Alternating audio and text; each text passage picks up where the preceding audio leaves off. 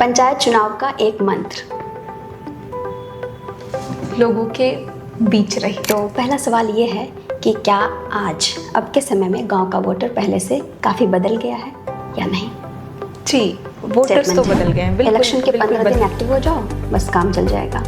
नहीं, सबसे बड़ा मिथ लोगों में आपको अपने प्रेजेंस बना के रखनी पड़ेगी। 15 दिन पहले एक्टिव होने से कुछ नहीं होता है। हमने अपने पिछले एपिसोड में भी बात की थी कि पंचायत ही वो यूनिट है ना जहाँ लोगों से कनेक्ट किया जाता है। टाइम जो हमारी महिला वोटर्स है वो भी राशन, पानी, बिजली, बच्चों की पढ़ाई, स्वास्थ्य या फिर जो सेफ्टी, सुरक्षा, इन सारी चीज़ों पे काफ़ी ज़्यादा फोकस कर रही। सोशल मीडिया और ग्राउंड वर्क ये तो चाय और चीनी जैसा रिश्ता है, हम इनको अलग अलग नहीं देख सकते हैं।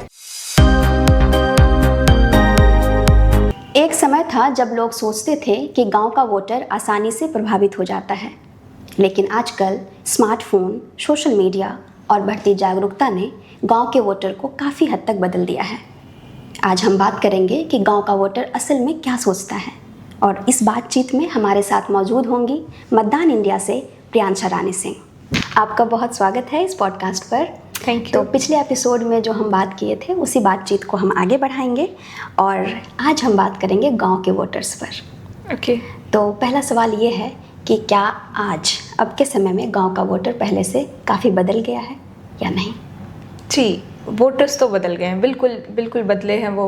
पहले के समय और आज के समय में भी बहुत फ़र्क है। अब क्या है, लोगों के पास जो सोर्स ऑफ इंफॉर्मेशन है ना, उनके सोर्सेज इंक्रीज़ कर गए हैं। अभी सबके पास स्मार्टफोन है, व्हाट्सएप है, यूट्यूब है, तो अब जो वोटर्स है ना वो कंपेयर करते हैं, उसके बेसिस पे वो क्वेश्चन भी अराइज करते हैं।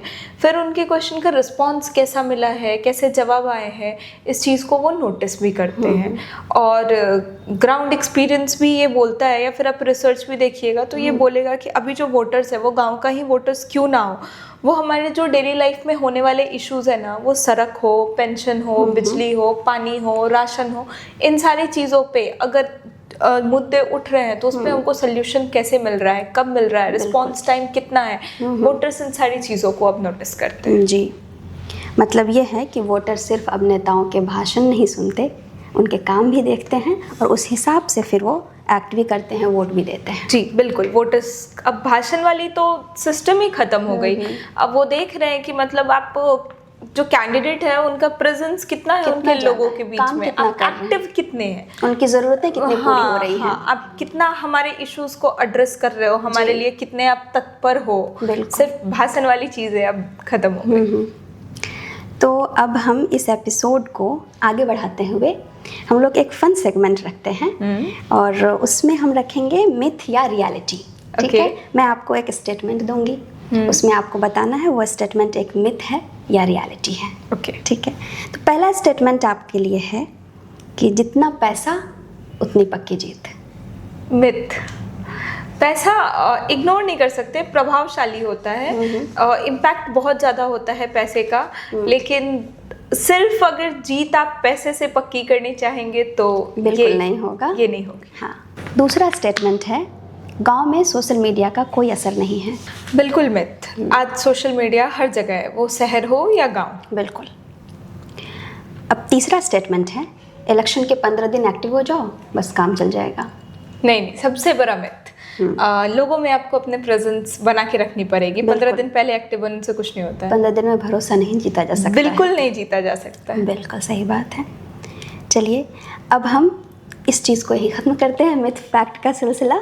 हम आगे बढ़ते हैं और हमारा अगला सवाल ये है कि वोटर सबसे ज़्यादा क्या देखता होगा। तो इसी चीज़ को मद्देनज़र रखते हुए मेरा सवाल है कि वोट देने के समय वोटर के दिमाग में क्या चलता है, चाहे वो मतलब मेनली तो हम गांव के वोटर पे बात कर रहे हैं, तो गांव के वोटर के दिमाग जब वो वोट देने जाते होंगे तो उनके माइंड में चलता क्या होगा?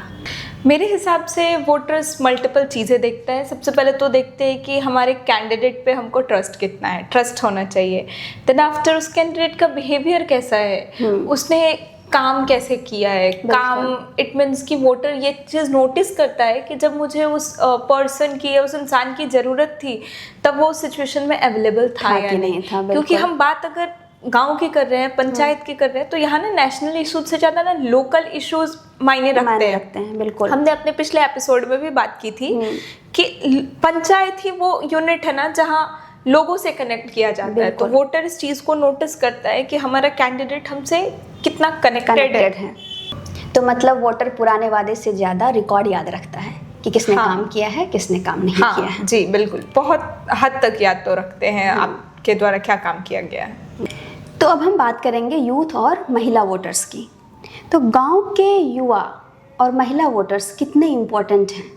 बहुत ज़्यादा इम्पॉर्टेंट है।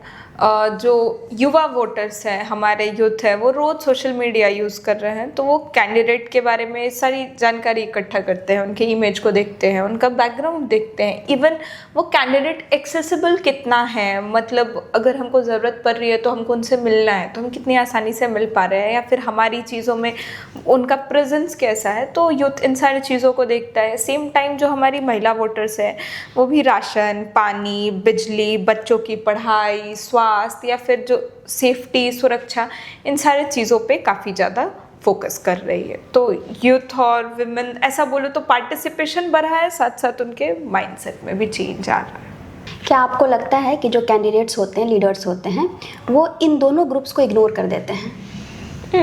कई बार हाँ, इग्नोर तो कर देते हैं, बट ये सबसे बड़ी गलती होती है। बिल्कुल। हमने उस समय से काफ़ी सीरियस बातचीत कर ली। अब हम एक फ़न सेगमेंट की तरफ आगे बढ़ते हैं। तो इस सेगमेंट में ये है कि मैं आपको कैंडिडेट को रेट करना है 10 में से।